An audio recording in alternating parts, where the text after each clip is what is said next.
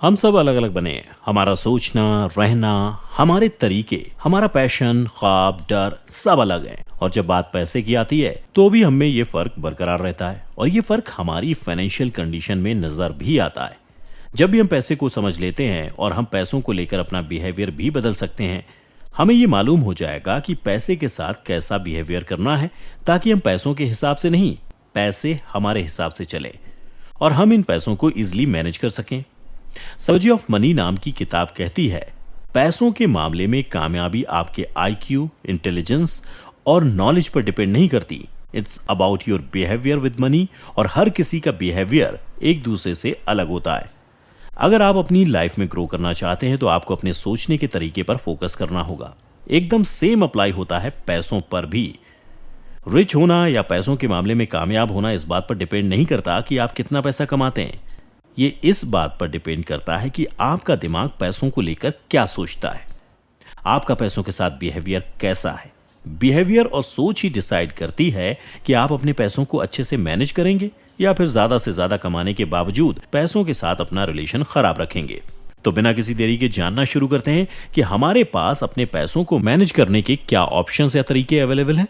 अगर आप भी पैसों से related problem like over spending का सामना कर रहे हैं तो ये वीडियो आपके लिए है। ये वीडियो उन लोगों के लिए भी है जिनको लगता है कि वो कम अर्न कर रहे हैं क्योंकि उनके पैसे तो खत्म हो जाने हैं, लेकिन उनकी डिमांड्स पूरी नहीं होती हैं। इस वीडियो के साथ आखिर तक बने रहिए। इस वीडियो में मनी मैनेज के कुछ इंपॉर्टेंट और इफेक्टिव तरीकों के बारे में जानेंगे। क्या जो आप खरीद रहे हैं उसे सच में अफोर्ड कर सकते हैं? अगर आप सच में अपने पैसों को मैनेज करना चाहते हैं तो बॉस आपको ये तो करना ही होगा। Why did not they teach me this in school के राइटर कहते हैं कि ये वो जगह है जहां ज्यादातर अमेरिकियों ने गलती की है। हमें सब कुछ अभी ही चाहिए। हम उस वक्त का इंतजार नहीं करते जब हम सच में उन चीजों को अफोर्ड कर सकें। कोई भी चीज खरीदने से पहले ये जरूर सोचिए कि क्या आप सच में वो चीज अफोर्ड कर सकते हैं। अगर वो चीजें खरीदना कंटिन्यू करते हैं तो आप अफोर्ड नहीं कर सकते तो ये आपकी आदत बन जाएगी और बैंकक्रप्ट होने तक ये आदत आपका पीछा नहीं छोड़ेगी। अगर आप अपनी ख्वाहिशों को और गैर जरूरी जरूरतों को कंट्रोल करेंगे तो आपके पास सेव और इन्वेस्ट करने के लिए हमेशा पैसे होंगे। वक्त के साथ आपका पैसा बढ़ता जाएगा।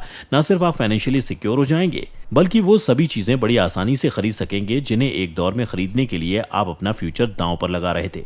लिविंग बिलो योर मीन्स का मतलब ये नहीं कि आप फटीचरों की तरह जीने लगें। इसका सीधा सा मतलब है कि आपको प्रायोरिटाइज करना है कि किस चीज की आपको जरूरत है और किस चीज के बारे में आपको महज ऐसा लगता भर है। अपनी चीजों का ख्याल रखें। बचपन से आज तक हमारे पेरेंट्स हमें ये बताते आए हैं कि अपनी चीजों का ख्याल रखना चाहिए, लेकिन फिर भी हम चीजों को बर्बाद ही कर देते थे। अब आपको अपनी उस आदत को छोड़ना होगा क्योंकि अब आप जो भी खरीद रहे हैं उसकी कीमत आपको खुद अदा करनी पड़ रही है और आपको अपने पैसों को मैनेज करना है। अगर आप अपने सामानों का ध्यान रखते हैं तो अपनी लाइफ टाइम में लाखों की बचत कर लेंगे। अपने अपार्टमेंट, वॉशिंग मशीन, कार, हमारी हर चीज पर यह रूल अप्लाई होता है। चलिए कोई बड़ा एग्जाम्पल नहीं, कपड़ों का ही एग्जाम्पल ले लेते हैं। अगर आप अपने कपड़ों का ध्यान अच्छे से रखेंगे तो ये उन कपड़ों के कंपैरिजन में दोगुना चलेंगे जिनका ख्याल नहीं रखा गया। ये फर्नीचर के साथ भी अप्लाई होता है। अगर आप उन्हें वक्त वक्त पर साफ करते रहेंगे और उन पर लिक्विड वगैरह नहीं गिरने देंगे तो ये लंबा चल सकते हैं और कभी तो दसियों साल मतलब फर्नीचर बदलने में पैसे नहीं जाएंगे और उनका किसी ऐसी जगह इस्तेमाल हो सकता है जहां से और ज्यादा पैसे आ सकें। अभी रिपेयरिंग या मेंटेनेंस की कीमत कम लग सकती है लेकिन लंबे वक्त में ये बहुत बड़ा ग्रॉस अमाउंट बनाती है। मनी मैनेजमेंट सिर्फ कहां इन्वेस्ट करना है ये जानने को नहीं कहते। आपको पता होना चाहिए कि कहां पैसे नहीं जाने चाहिए और कहां से बचाए जा सकते हैं।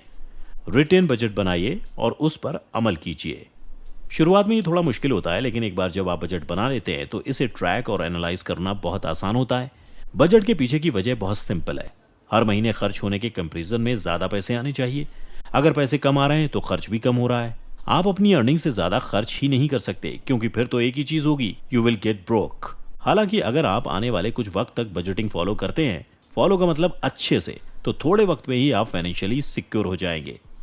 बजटिंग के 3 स्टेप्स होते हैं। डेवलपिंग, ट्रैकिंग और एनालाइजिंग के ये 3 स्टेप्स आपके मनी मैनेजमेंट को काफी आसान बना देते हैं। सबसे पहले बजट डेवलप करना। इसमें अपने खर्चों और अपनी इनकम को लिखें और अपने लिए अप्रोप्रिएट बजट बनाएं। इसमें एक तरफ अपनी सैलरी, बोनस और एक्स्ट्रा इनकम लिख लीजिए और दूसरी तरफ आपके सारे जरूरी खर्चे और फिर टोटल इन यानी कितना आया और टोटल आउट यानी कितना खर्च होगा के हिसाब से बजटिंग कीजिए। ट्रैक करने के लिए हर महीने की पहली तारीख को अपनी परफॉर्मेंस जज करें कि पिछले महीने के हिसाब से अगले महीने का बजट तैयार करें। शुरुआत के 1-2 महीने ये काम मुश्किल लगेगा, फिर तो लॉन्ड्री बैग में कपड़े डालने जितना आसान हो जाएगा। अब एनालाइज करें कि बजट में क्या चीजें सही रही हैं, क्या खराब रही हैं, कहां पर फिजूल खर्ची हो गई और मनी मैनेजमेंट के नाम पर क्या चीज सेक्रीफाइस कर दिया गया। जरूरत के हिसाब से चेंजेस कीजिए। पर्सनल फाइनेंस सीखने के लिए हर हफ्ते 1 घंटे दीजिए। हम सब कुछ सीखते और जॉब करते हैं, बिजनेस करते हैं पैसे कमाने के लिए, लेकिन ये कितना बड़ा जोक है कि जिस पैसे के लिए हम इतना सब करते हैं उस पैसे को मैनेज करना हमें आता ही नहीं। हमें पैसे तो कमाने हैं, लेकिन खुद को फाइनेंस कैसे करना है हमें नहीं मालूम। आप हर हफ्ते पर्सनल फाइनेंस सीखने में लगाइए। वक्त के साथ आपको रियलाइज होगा कि कितना वैल्यूएबल लेसन मिल रहा है और आप 1 घंटे से ज्यादा टाइम देने लगेंगे। तो अब सवाल ये उठता है कि अपनी एनर्जी और वक्त कहाँ पर खर्च किए जाएं? तो इसका जवाब है शुरुआत में तो फ्री रिसोर्सेज पर, जैसे कि इंटरनेट, लाइब्रेरी, आपकी खुद की कंपनी, फ्रेंड्स और फैमिली। अब ये तो समझ आता है कि लाइब्रेरी में किस सेक्शन में जाना है या इंटरनेट पर क्या सर्च करना है, लेकिन ये कंपनी और फ्रेंड्स और फैमिली से पर्सनल फाइनेंस कैसे सीखा जाए। कंपनीज बहुत सारे सेमिनार्स ऑफर करती हैं। कंपनीज अपने एम्प्लॉयज को बहुत सारे फाइनेंशियल बेनिफिट्स भी देती हैं। जब भी मौका मिले उन्हें ग्रैब करें। फ्रेंड्स और फैमिली से मतलब ये था कि आपके सर्कल में किसी ने फाइनेंस पढ़ रखा होगा जो आपको बेस्ट इन्वेस्टिंग एडवाइस देगा। फैमिली में उन अंकल को ऑब्जर्व कीजिए जिन्होंने बहुत कम वक्त में अच्छे पैसे कमाए। अब वो फाइनेंशियली फ्री हैं और अपनी लाइफ एंजॉय कर रहे हैं। उनसे आप बिजनेस का देसी स्टाइल सीख सकते हैं। ऐसे अंकल अपने एक्सपीरियंस शेयर करने में बिल्कुल पीछे नहीं हटते। आप उनसे बहुत कुछ सीख सकते हैं। अपने सर्किल के कूल डूड की तरह बनने की कोशिश मत कीजिए, वो बैंकरप्ट होने वाला है। पता है सबसे बड़ी आयरनी क्या है? हम सच में वो 5,000 की टी शर्ट या 20,000 का स्नीकर नहीं चाहते। हमें इस बात से कोई फर्क नहीं पड़ता कि हमारे बॉडी पर किस ब्रांड का कपड़ा है। हम सिर्फ अपने आसपास के लोगों को ये यकीन दिलाना चाहते हैं कि हम ये चीज और वो चीज अफोर्ड कर सकते हैं। हमारे सर्किल में जिसके पास सबसे ज्यादा ब्रांडेड चीजें होती हैं, हम उसी से कॉम्पीट करने लगते हैं। अच्छा, उसने इस कंपनी का शूज पहना था, मैं उस कंपनी का लेकर दिखाऊंगा। But the real thing is कि इन लोगों की परवाह बेवकूफी है। अल्टीमेटली आप सिर्फ खुद को या अपनी फैमिली को जवाबदेह होते हैं।